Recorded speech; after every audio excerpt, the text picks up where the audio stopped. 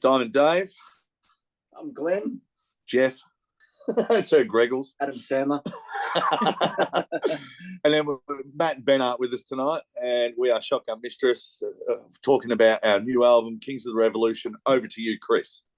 Beautiful, gentlemen. Thanks for joining us today. It does indeed look cold down there. It's freaking freezing. Keep it warm. I don't envy you at all. Yeah, thanks, brother. No way. So aside from the cold giving you the shits, there is some good news today because Shotgun Mistress have released your sophomore album, Kings of the Revolution. So how are you feeling about it, guys? Oh man, yeah, we're stoked. We're fucking stoked. We're really happy, man. We've been, it's been a long time coming, and we've had this album in our back pocket for a long time. You know, half the album was already written before the first one was even released. So it's definitely been a while, but it's good to finally release it to the world. Yeah, get it out there. And thanks to everybody for jumping on and purchasing and pre-ordering and stuff. We're currently number one on the iTunes. Fantastic, charts. guys. Good on you. Three overall, man. Great. Love it. No, we did well, man. You should have a drink and celebrate that. I wish I had one to have one with you. Cheers. So is the album what fans would expect from Shotgun Mistress, guys? Yeah, so you normally do the interviews with a can, Chris. What's going on? I know. I've got the kids tonight, so I'm being a good dad. I'm trying to be a good dad. You're a great dad, man. Come on. Buddy. So is the album what fans would expect from Shotgun Mistress, or have you thrown a few surprises in there? Oh, yeah, it's a good question. That is a really good question. I'd like to think so. I'd like to think it's something that's pretty similar to what people would relate to and expect. Yeah, from the first one. But I think it's definitely personally a step up for us as far as the writing ability is. You know, the first album was a bit of a tester to see how we sort of work together, right? Yeah, exactly right, dude. So this one is definitely something that came, I think, a lot easier.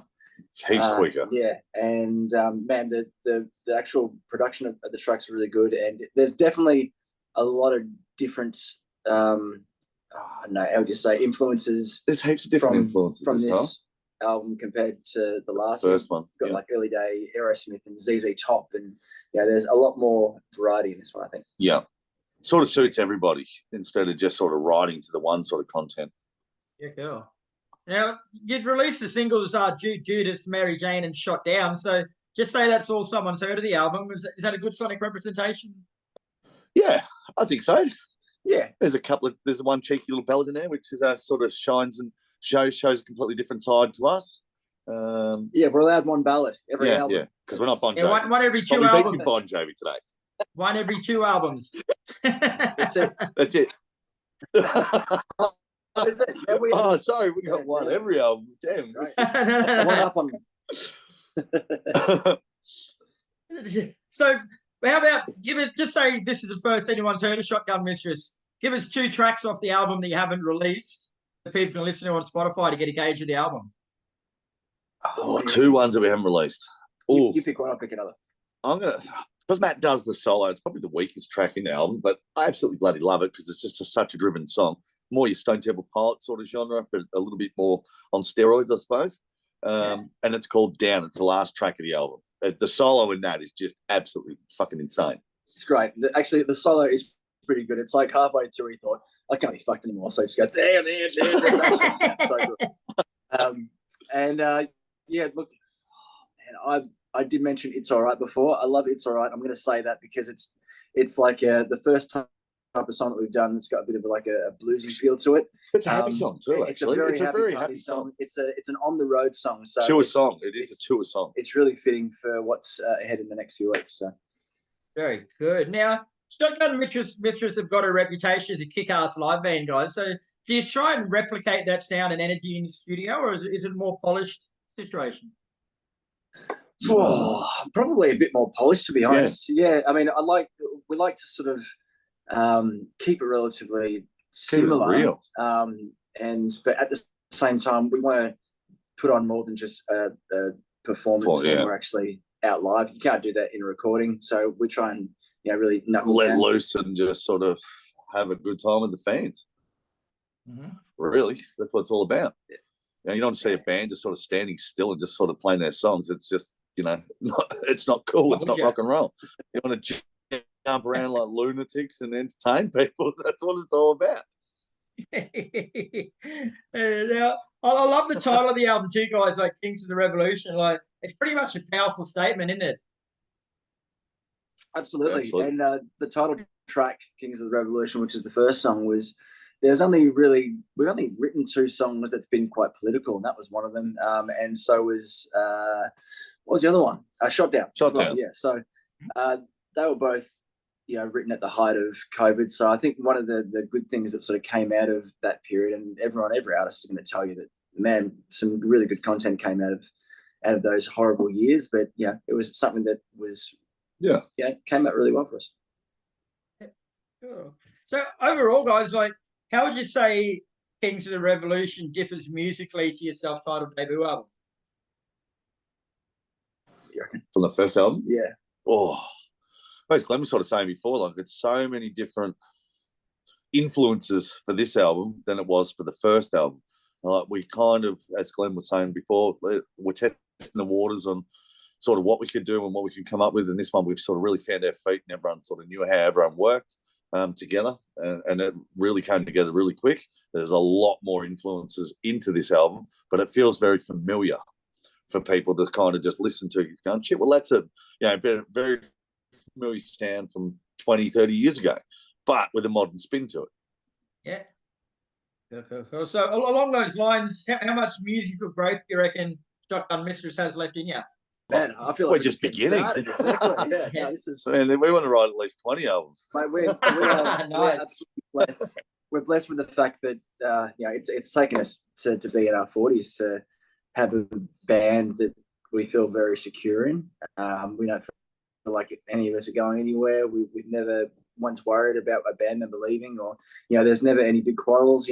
We have our say, and everyone gets heard, and it's literally a match made in heaven with this band, and we couldn't be more thankful. Man, it's like winning the lottery. Seriously, with this group, it really is. Next month we're breaking up. It's brought me tears, guys. Like, that was so emotional. That's it, Glenn, you fucked. Come on, man. I'm joking. He's quitting. Interview over. No, we're blessed. Absolutely bloody blessed. The guys that we've got, Matt put us all together. He'd worked with everybody before, prior. And then, I think he did a great job on sort of puzzle piecing everyone together. Different sort of genres, different backgrounds. And it works. It's like having 4 personalities like Kiss or something like that, 4 different characters, and sort of working all 4 minds together to create what we've got in Shotgun Mistress now, which is great. Good share. Now, you're going to be taking your music over to the good folks of Japan from next week, you guys, for a 9-day tour. Like, how do you feel about that? Have you been there before? Konnichiwa. Hi. Domo. Exactly. Yes. No. Dave, I've been there before. Dave's never been overseas. I've never been overseas unless you class Tassie as going overseas. No class Tassie as a place full stop, do you? No. It's like going to the Bronx. I'm only kidding. We love you. Tassie's great. Tassie's awesome. But no, it's going to be great, man. I think Japan it was definitely on the cards to do. It's one of those closer countries that really loves rock and roll. It's still quite a prevalent genre over there, unlike Australia, where it's a bit more of a legacy genre. But hopefully we can start to change all that. Oh yeah, starting to go international now. So we kind of had to stretch our feet a little bit now and sort of start taking the show overseas. We've done Australia so many bloody times now, all of the usual spots, and it's just like, no, we need to stretch our legs and become, get outside of Australia and start to become a bit more of a household sort of branded name. So the only way to do it is to start Japan and sort of see where we go from there. And you're coming with us, Chris. I'll be there at the same time, mate. We're going to rip that place a new one. Absolutely. Amen, brother. You're starting to make me thirsty. Stop it. You got 3 minutes to go to the fridge. We'll be back right after this break. After this break. Now, of course, you're going over with Carly Jewell, who also released new music today. So you guys have played together before a few times, haven't you?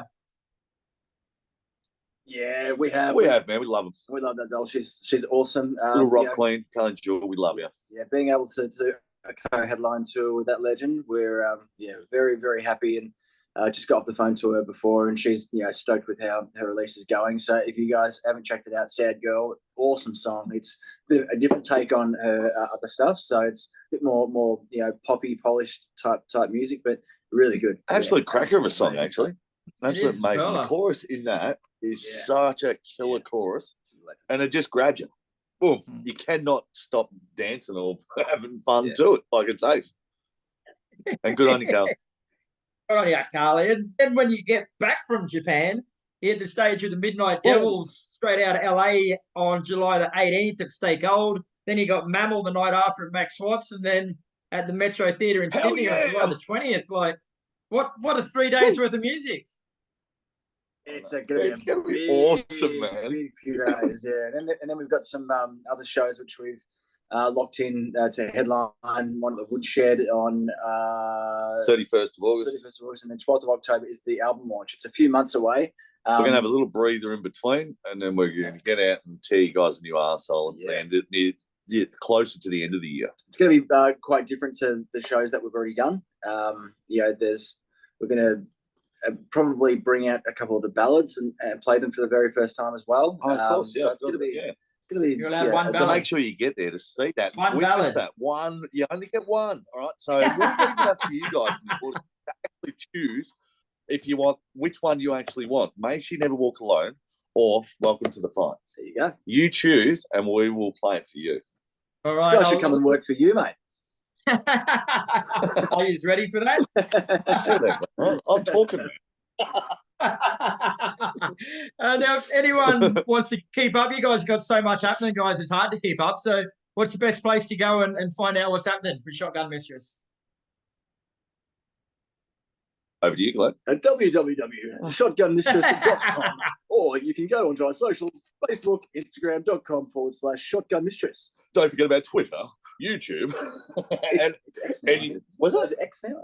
X? Oh, and that's Japan's. That's Elon's, isn't it? Oh, I don't That's know. TikTok. My God. sorry, Look at us Starlight old thing. geezers Yeah, like- trying to keep trying up to with nut the it out. times. I'm confused completely. Sponsored by Bundaberg Rum.